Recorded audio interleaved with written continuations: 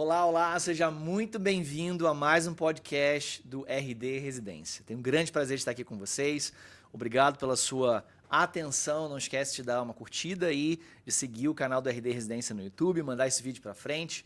Hoje a gente vai bater um papo aqui com a doutora Marina Santales, que faz pneumo na USP. Então a gente vai aproveitar esse bate-papo para falar de TEP, tromboembolismo pulmonar. Tô animado pro bate-papo, que é um dos meus assuntos preferidos, viu, Rafa? Que bom, que pressão, hein? Que pressão. Tomara que eu consiga dar uma direção boa aqui. Se apresenta um pouquinho pro pessoal, Marina. Pessoal, eu sou Marina Santales, sou residente de pneumologia da USP, como o Rafa já disse. Eu fiz clínica médica em Recife, no IMIP.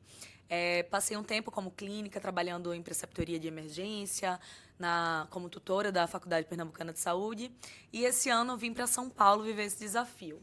Maravilha. Tô gostando muito, viu? Que bom. A USP é imensa, né? É gigante, cheia de tecnologia nova. Tô aproveitando tudo que eu posso. E tá animada com pneumo? Era isso mesmo que você gostava? Era isso, viu, você Rafa? Fez a escolha certa? Fiz a escolha certa. Que bom, que maravilha. Vi o que eu queria quando cheguei lá. Maravilha, então vamos lá.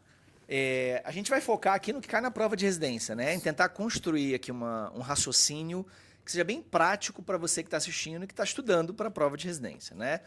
Eu acho que a parte da clínica, assim, das manifestações clínicas, ou de ver um quadro clínico na questão e matar que é TEP, não é o que vai diferenciar o candidato, vamos dizer assim, né? Você vê ali um pós-operatório, um paciente com câncer, sempre pensar em hipercoagulabilidade, paciente imobilizado, que tem uma dispneia súbita, né? E aí qualquer evento vascular geralmente vai ser súbito, né? Dor torácica pleurítica, se tiver, né? Às vezes é só essa dispneia súbita, taquipneia, beleza. Então isso aí a galera vai matar tranquilo.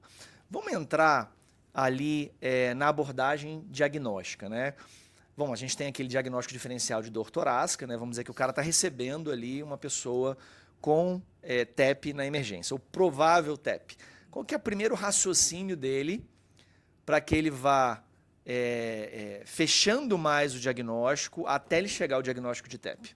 Fechando o funil, né, Rafa? Isso, exatamente. Ele tem realmente que pensar nas outras causas de dor torácica aguda, né? Eventos coronarianos agudos, dissecção de aorta. E ele vai tentando caracterizar essa dispneia súbita e os fatores de risco do paciente. E a gente tem um score que ajuda, né? Que é o score de Wells, a guiar a probabilidade. Em geral, ele leva em consideração o quadro clínico, episódios prévios de trombose venosa profunda. Sim. É bem intuitivo, né? Fatores de risco como imobilização, cirurgia. Sim. E acima de 4, o paciente pontua para uma alta probabilidade já. Se tem outro diagnóstico provável. Isso, perfeito. Aí, beleza. Se ele tem alta probabilidade, segundo o score de Wells, eu estou vendo ali um paciente que tem fatores de risco. Então, entender os fatores de risco é muito importante, né? Então, você sabe os fatores de risco, o paciente tem alta probabilidade. O que eu faço agora? Eu peço dedímero? Não, pelo amor de Deus. Alta probabilidade, a gente vai direto para angiotomografia. Sim. Pode ser uma cistolografia, inalação, perfusão, mas o exame preferível, assim, para pacientes em geral, é a angiotomografia. Sim. E uma coisa importante, Rafa, dos pacientes com alta probabilidade é a gente não atrasar o tratamento, esperando o exame. Então, se for alta probabilidade, a heparina entra nesse momento, mesmo antes da angiotomografia. Sim. Você não faz nenhum point of care, um ultrassom point of care, para ver se o VD tá bom ou não. Alta probabilidade, heparina. A gente costuma dividir se o paciente está estável ou instável. Se tiver instabilidade hemodinâmica, ele não vai tolerar, né? Angiotomografia, tudo. Sim. E aí, a ultrassom é o nosso maior aliado, né? A gente fazer esse ecocardiograma beira-leito. Mas no paciente estável hemodinamicamente, você pode lançar a mão, mas você não espera que haja uma disfunção grave de VD para começar já a anticoagular. Para começar. Alta probabilidade, anticoagulação. Alta probabilidade, angio-TC, se puder. Obviamente, estou falando do paciente estável, né? Isso. E uma coisa para marcar bem, o papel do dedímero, que as pessoas confundem, né? Então, se você tem baixa probabilidade, aí você vai usar um exame que ele tem uma sensibilidade alta, mas uma especificidade baixa, né? Então, ele tem um valor preditivo negativo alto, não é isso? Então, você só vai pedir dedímero para baixa probabilidade. Então, baixa probabilidade, dedímero negativo, não é TEP. Isso, perfeito. Não é TEP, né? Baixa probabilidade, dedímero não é TEP. Beleza, maravilha. Quem não pode fazer a TC, então, assim, é o quê? Gestante pode fazer TC? Isso. Na gestante, normalmente, a gente tenta delinear a clínica. Sim. Pode pedir um ultrassom Doppler para ver se já tem Legal. sinais de TVP e a gente subentende que a clínica respiratória seja Perfeito. decorrente de um TEP. Sim. E em não sendo positivo e a suspeição elevada, a gente pode lançar mão da cintilografia, inalação, perfusão. Sim, Realmente. maravilha. Que na prática acaba sendo melhor para tromboembolismo pulmonar crônico do que agudo, sabe, Crônico, Rafa? Mas é um instrumento pra gente. Sim. Então, se é gestante, mas se for uma gestante de terceiro trimestre, mesmo assim, prefere cintigrafia? É preferível, não Preferível. é proibitiva, a angiotomo, mas é preferível. E alergia a contraste. E alergia a contraste acabou. iodado. Não tem nem o que Isso. pensar. Maravilha. Peguei esse cara, e aí é um cara com TEP, né? Não vou entrar na parte de estabilidade ou instabilidade. Fiz um eletrocardiograma. E aí? Será que vai ter ali aquele S1, Q3, T3 na cara ou Difícil, raramente? né, Rafa? Difícil. É. Na maioria das vezes, o que a gente vê? É mais de livre. A maioria das situações vai ter um ataque cardíaco sinusal. Taquicardia sinusal. Até alguns sinais de sobrecarga de ventrículo direito a gente não vê assim de primeira porque demanda um certo tempo, Sim. né, para aparecerem. Então, em geral, é taquicardia sinusal o principal achado. Muito bom. Eu pego e faço uma gasometria no paciente. Qual o principal achado ali? Na gasometria, eu vou ter uma saturação de oxigênio baixa, com a pressão de oxigênio arterial baixa também, né? Sim. A gente fala até na clínica, é a correlação de onde saturação súbita. Se o paciente tiver taquipneico, que normalmente eu vou ter uma alcalose respiratória Isso aí. associada. Esse é o que eu queria passar para os alunos. Assim, às vezes o paciente não está desaturando tanto, não está tão hipoxêmico, mas ele já está ali taquipneico. Se você pegar no início, você vai ver essa alcalose respiratória. Interessante. Sim. Então, beleza. Então, manifestações no eletro é mais taquicardia sinusal. Na gaso pode ter ali hipoxemia, PO2 baixa e pode ter alcalose respiratória. Maravilha. Rafa, sabe uma coisa interessante que eu estava lembrando? A gente falando da baixa probabilidade. Sim. A diretriz da ESC, você falou muito bem assim do dedímero e do uso dele nessa situação. E ela traz que, em algumas situações, a gente pode lançar mão de um score que chama PERC. E o PERC, na baixa probabilidade, eu vou fazer as perguntas do PERC para o paciente. Envolve frequência cardíaca, saturação, alguns parâmetros. E se o paciente não responder nenhuma pergunta de forma positiva que indique Sim. TEP, for um PERC igual a 0, eu posso mandar ele para casa sem dedímero. É muito interessante. Então, você não vai fazer dedímero em todo paciente com baixa probabilidade. Isso. Depende do PERC. Depende do PERC. É mais avançado para a galera. Exatamente, já é uma informação extra. É bom para ficar ligado. Maravilha. Aí eu tenho esse paciente com uma dor pleurítica, dispineico, não francamente, mas assim, dispineicos. TEP é aquela coisa que você tem que ter alto grau de suspeição, né? Alto grau de suspeição. É igual endocardite, assim, tem algumas doenças que sempre pode ser, né? Então você tem que pensar. Às vezes, porque assim, o quadro clássico de prova, todo mundo mata, mas nem sempre é assim que o paciente se manifesta. Às vezes o paciente tem um TEP e chega com FA na emergência, né? Você só vê FA, você acha que é só FA descompensada, mas você sabe que o TEP pode ter descompensado o FA dele. Então você tem que ter um alto grau de suspeição. Maravilha. Aí eu fiz ali um raio-x de tórax. O que eu espero ver nesse raio-x de tórax?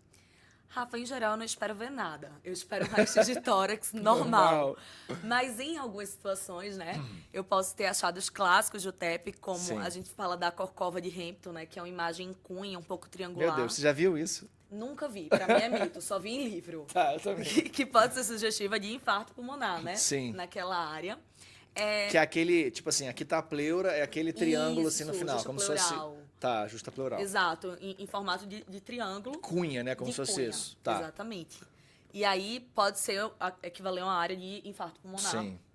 Outra coisa também que a gente pode ver, mas em geral o paciente tem que estar muito grave, ele pode ter feito raio-x como diagnóstico diferencial, como instrumento para o diagnóstico diferencial, sinais de congestão. Porque para um TEP dar congestão, esse ventrículo direito tem que estar tão grande, tão distendido, que está afetando o esquerdo e levando a congestão pulmonar. Vamos falar dessa fisiopatologia daqui a pouco, quando a gente fala da Isso. instabilidade. Perfeito. Muito interessante. Esse círculo da morte aí que acontece na Isso. insuficiência de VD. Mas beleza, tem aquela oligoemia focal também que a gente pode ver, né? Eu esqueci o epônimo. Perfeito. Pior que eu também não lembro do Tranquilo, epônimo. lembra aí, gente, pesquisa aí no Pesquisa. GPT. Mas é uma área de oligoemia, obviamente, fácil de entender, né? Porque tem a diminuição do fluxo ali. Então, uma parte do pulmão estaria mais preta, localizada assim, mais hipertransparente, né? Maravilha. Agora eu vou examinar o paciente. O que eu espero? Um exame pobre, né? Não espero muita coisa, né? Um exame físico, a gente não espera muita coisa Pulmonar, realmente. assim. Isso. Pode ter broncoespasmo e sibilo por reatividade. Pode. Isso pode confundir um pouco do cara pensar que é uma doença obstrutiva, um asma, um DPOC. Pode, Rafa, entra assim, Entra. como confundidor, com certeza. Maravilha, maravilha. Eu já vou perguntando, já vou respondendo. Isso, não, razão é isso. Então tá, vamos então para a conduta, né? Já que a gente já passou essa visão geral aí de que a parte clínica é tranquila, você tem um diagnóstico diferencial para pensar, você vai botar no Wells para ver a probabilidade, baixa probabilidade você pode pedir dedímero, mas também pode usar o PERC. Isso. Alta probabilidade, angio-TC, tem pacientes que não podem, né? Que são pacientes gestantes ou pacientes com alergia a contraste, né? E aí a gente jogou algumas dicas aqui. Dicas no ELETA, cardia sinusal principal, não é o S1, Q3, T3. Na gaso, a gente falou da gaso. Lembra que pode ter alcalose respiratória. Falamos de exame físico, pode ter sibilo, que pode ser um confundidor. Mas o quê? Raio-X, que pode ter esses fatores, esses achados raros, né? Perfeito. Mas que a prova pode gostar Sim, de cobrar. a prova adora. A prova adora. Na prova, tudo é Na comum. prova, sim. O raro é comum. Isso. Maravilha. Peraí, gente. Maravilha. Então agora vamos entrar na conduta do paciente. Primeira coisa, o que não tem nem que pensar.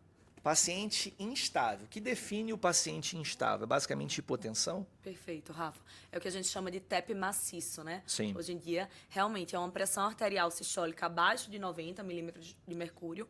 Ou, Rafa, o outro critério que é importante é uma queda maior ou igual a 40% em relação à pressão basal do O cara é paciente. hipertenso, idoso. Isso. E essa queda se sustentar por pelo menos 15 minutos. Sim. E aí, uso de droga vasoativa, parada cardiorrespiratória, coisas mais gritantes, assim, Sim. né? Que são fáceis. Coisas mais óbvias, né? Isso. Beleza, esse cara tá instável. E você tem alta suspeição de TEP, vamos dizer que é um pós-operatório de cirurgia ortopédica. Não sei. O que você faz agora? Será que dá tempo de ir para TC? Você não pode anticoagular porque você tem que trombolizar esse paciente. Exato. Qual é a decisão nesse momento? Rafa, então, em geral, esse é o cenário que a gente lança mão do POCUS. Ajuda muito a gente, a ecografia à beira-leito, né? Para ver sinais de cinesia. Vamos falar do dos sinais que você Vamos. procura aí no point of care? Vamos sim. A gente tem o McConnell, que é o mais Sim. clássico, né? Onde a gente tem uma hipocinesia da parede média livre do ventrículo direito. E uma hipercinesia apical tentando compensar. Isso. A gente pode ter uma dilatação do ventrículo direito em relação ao esquerdo. Sim. Então, aquela relação VD-VE é maior que 1, né? Quando Sim, a gente vê um sempre. VD gordo. Se ele tiver igual, já quer dizer que está Isso, dilatado. já tá estranho, né? Sim.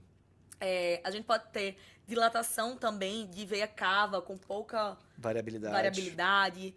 O septo interventricular pode estar achatado. Meio em D, né? Ali. Isso, exato. Um pouco desviado até para a esquerda, que não é Sim. o natural. Que é um componente também que diminui o débito, né? Porque Exato. vai esmaga um pouco o VE, né? Isso, faz um behavior reverse, que a gente chama. Sim. Ele acaba prejudicando o volume sistólico geral. Sim. E aí a gente entra na fisiopatologia, né? Vamos entrar? Perfeito. Esse que é ciclo aí da morte do espiral TEP da morte. maciço, a espiral da morte. Isso, espiral da morte do ventrículo direito. Porque eu começo a afetar a função do ventrículo esquerdo.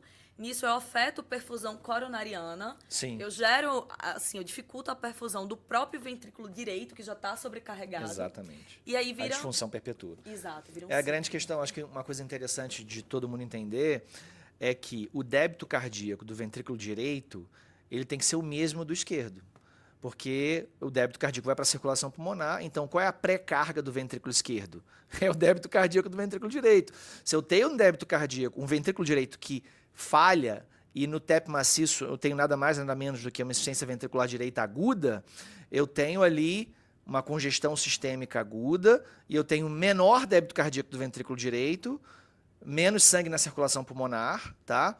E a gente pode falar de shunt espaço morto, né? Isso. Que é uma definição clara, talvez o exemplo mais importante de prova para espaço morto, né? Perfeito. Com certeza. E aí você aumenta o espaço morto, né? Que é um alvéolo que está sem sangue, está morto, então você aumenta o espaço morto. Em termos de ventilação, relação ventilação-perfusão, né? Ventilação está alta, perfusão está baixa. Então a relação VQ no TEP está tendendo ao infinito, que é o que a gente chama de espaço morto.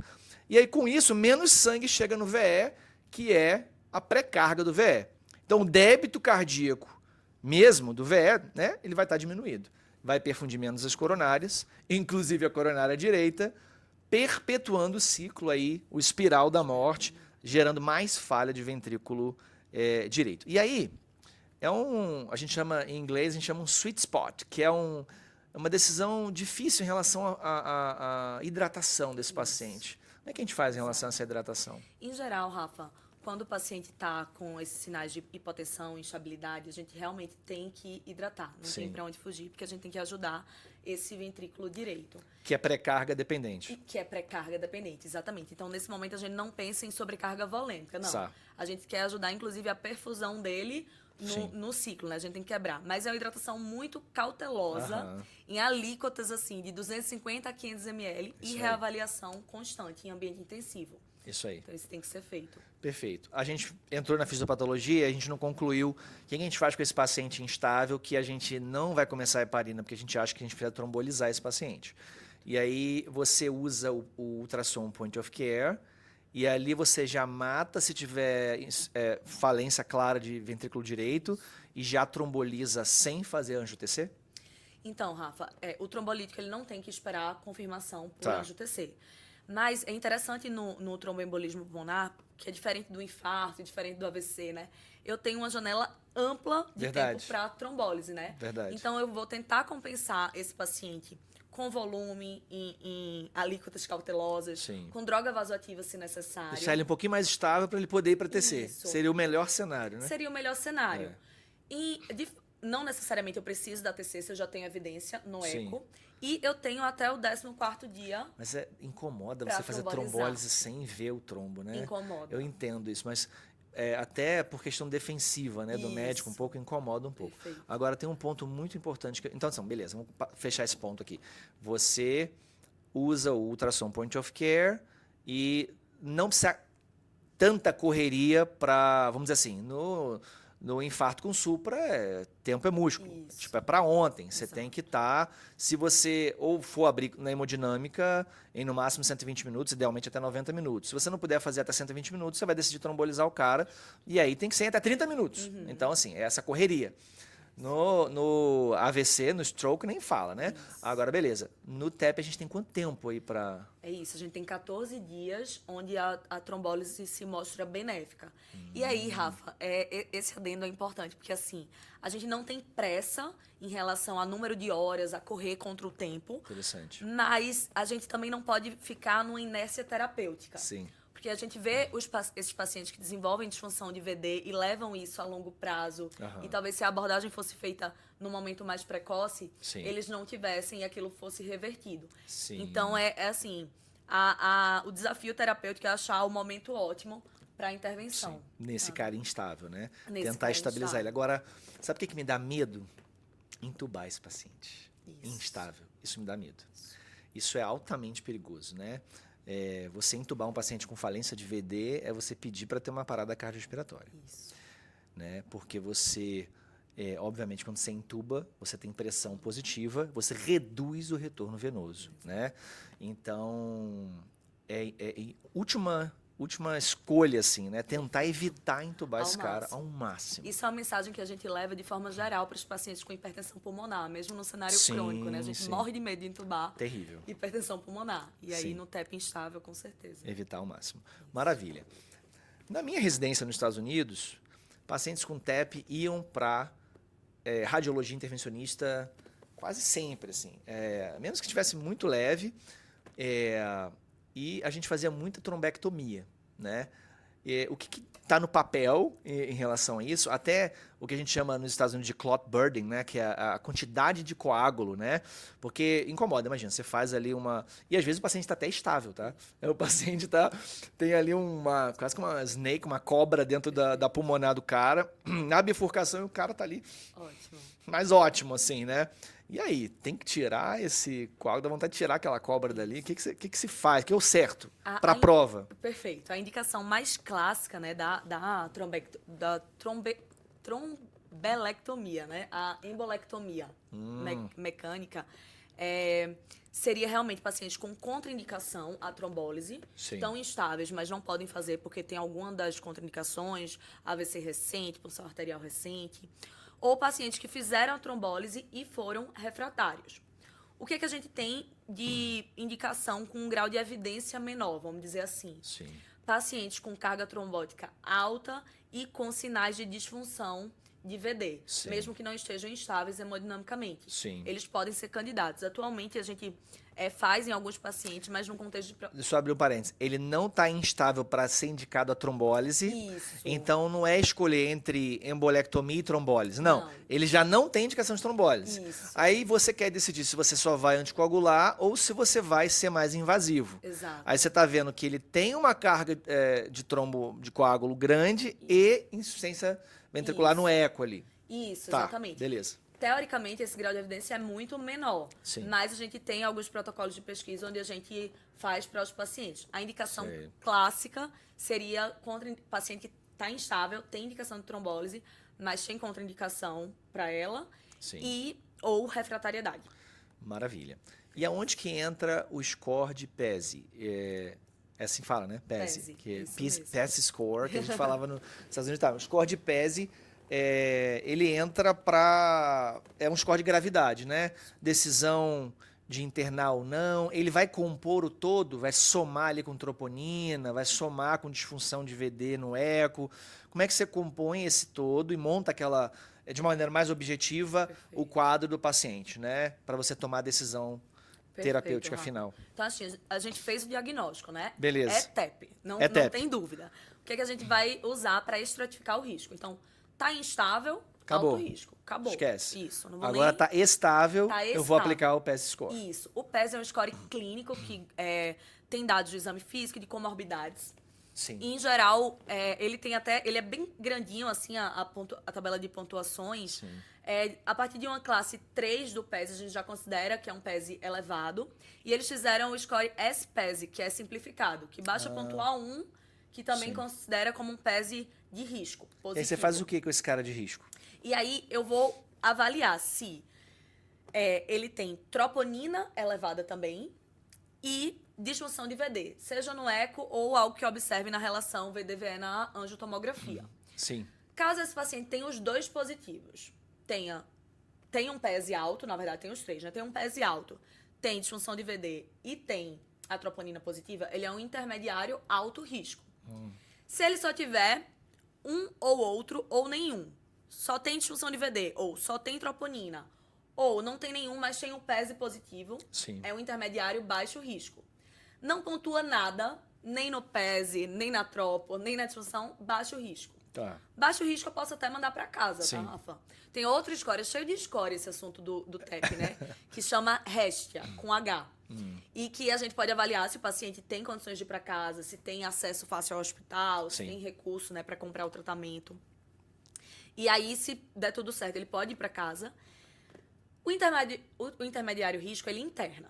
Esse paciente vai ficar internado. Sim. Se for intermediário baixo risco, eu posso manter em enfermaria. Sim. Intermediário alto, a gente vigia em ambiente de UTI, terapia intensiva. Tá. Então, essa é a decisão objetiva, basicamente, porque o tratamento é o mesmo. Tirei o instável desse grupo aqui. Estou falando só de estáveis, com o TEP confirmado. Vou estratificar a gravidade em baixo, intermediário e alto risco. O alto risco vai para o CTI, baixo risco em tese, se tiver condições de apoio, enfim, e socioeconômicas, de apoio, enfim, no geral, pode ir para casa. Perfeito. E aí, se não, esse de baixo, intermediário, o risco eu vou internar na enfermaria. Exato. Maravilha. Em que condição, assim, eu só vejo varfarina ser utilizada em pacientes cardiopatas com válvula mecânica, ou então tem Estenose mitral reumática. Fora isso, Isso.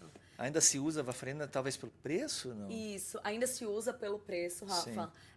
Na SAF, em geral, na síndrome do Sim. anticorpo antifosfolípide, a reumatologia prefere, de forma geral. Mais Tem estudos, né? Isso. Tem algumas indicações, assim, onde a varfarina é obrigatória na SAF, que são pacientes que fazem muitos eventos trombóticos. Que é a SAF com triplo positivo, anticorpos triplo positivos, Sim. ou que tiveram tromboses em território arterial, ou múltiplas tromboses venosas, e aí a gente ter o controle de NR é importante. Sim. Então tem essa situação. Para o doente renal crônico, é aquela coisa nebulosa, né? Porque a maioria dos docs, eles assumem um clearance de creatinina a partir de 20, a apixabana já começa a partir de 15. Sim. Mas para paciente DRC dialítico, a gente tem algumas indicações off-label de apixabana, por exemplo, mas em geral é a varfarina também. A pessoa faz 2,5 ali para o cara que é renal crônico e tal. Exato. Maravilha. Se for gestante, vai com heparina de baixo peso mesmo. E tem que ser, não tem jeito. Não tem jeito. Maravilha. E vem cá. O cara teve o primeiro evento trombólico, tromboembólico, né? É um jovem, talvez eu não identifiquei um fator de risco tão bem estabelecido ali. Eu tenho que pesquisar no consultório hipercoagulabilidade, eu mando para o hematologista, o pneumo mesmo pesquisa, como é que funciona isso?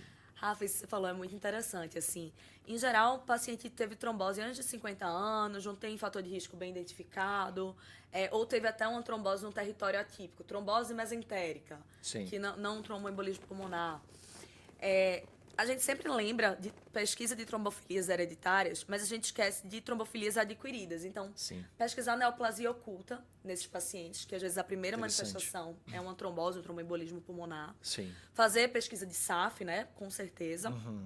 Tem indicação. Se o fator não for suficiente para justificar o TEP, Rafa. Sabe uma coisa interessante? A gente fala muito de anticoncepcional como fator de risco. Né? Verdade. Mas o anticoncepcional isolado em mulher jovem é pouco para justificar um TEP. Então, merece a pesquisa dessas trombofilias adquiridas e sim hereditárias. Qual que é o cuidado que a gente tem que ter? Os anticoagulantes alteram a maior parte da pesquisa, né? Então, o ideal é pesquisar a trombofilia hereditária sem a vigência de anticoagulação. Por quê? Porque a varfarina causa uma deficiência, mesmo que transitória, de proteína C e S. Heparina altera a função de trombina. Então, a maior parte dos parâmetros que a gente pesquisa vão ser alterados pela anticoagulação. Então, vai ser um tempo na frente, depois que você já terminou o tratamento. Exato. O que é prioridade agora. O que é que dá para pesquisar, né? Os anticorpos para SAF, que não muda, exceto o anticoagulante lúpico, né? Que pode ter interferência de DOAC. E testes genéticos. Mutação de protrombina, fator 5 de Leiden, essas coisas. Que é o mais comum. Que é o mais comum. Então, maravilha. Bom, então, para finalizar, a gente não combina. Eu quero fazer um comentário rápido, só para dizer que a gente não falou do BNP. Tá? Eu sei que a gente está no tratamento.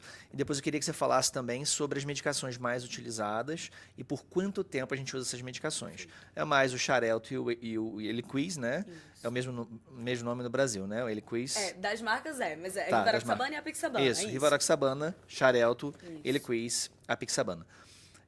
Na grande maioria das vezes, nos Estados Unidos a gente usava o Eliquis, né? Que é o Apixabana.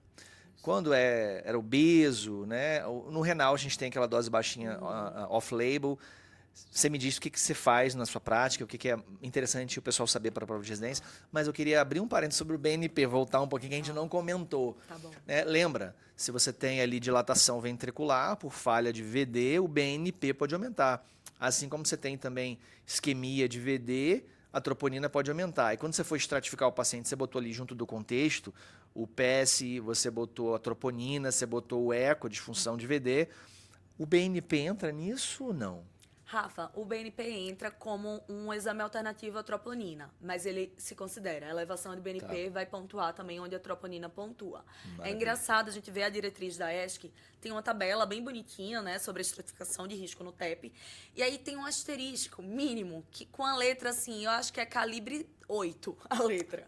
E aí é bem pequeno, mas ele fala de valores do BNP elevados, podendo representar e ser pontuados. Maravilha. Agora, basicamente, para terminar, os DOACs mais utilizados, as doses e por quanto tempo. Perfeito.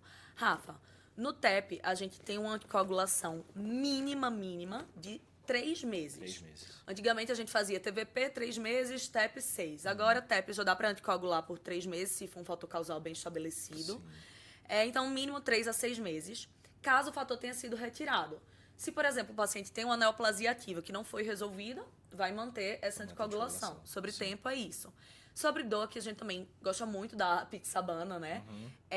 É engraçado falar, assim, que se o paciente fosse manter anticoagulado por 3 a 6 meses, a gente não gosta de usar a dose corrigida da apixabana, que nem a gente faz para fibrilação atrial, por exemplo. Né?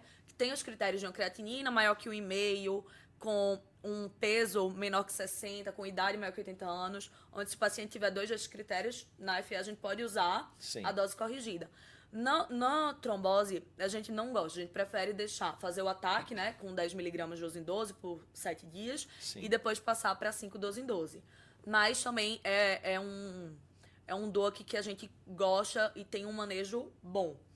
A rivaroxabana também, não inferioridade em relação à varfarina. Sim. Talvez tenha um pouco mais de relatos para sangramento de trato gastrointestinal. Sim. Então poderia não ser a melhor opção se o paciente já tem esse histórico. Verdade. Mas assim, também não nos opomos. Maravilha. Em relação a preço, ele é mais caro? O Eliquis, que é a Pixabana, tá mais caro hoje em dia ainda, Rafa. Que os nossos pacientes do SUS às vezes têm dificuldade. Isso, né? com certeza. Maravilha. Bom, conversa completa aí em 30 minutinhos para você ouvir aonde você estiver sobre TEP para a prova de residência no Brasil. Fantástico, brilhante, Marina. Muito obrigado pela participação. Obrigada a você, Rafa, pelo convite. Espero que o pessoal tenha gostado. Compartilhe bastante aí. Não esquece de curtir esse vídeo, né? Se inscreve no canal para você ser avisado a cada vez que a gente postar um vídeo aqui. Beleza? Tchau, tchau. Tchau, Boa tchau, prova. gente.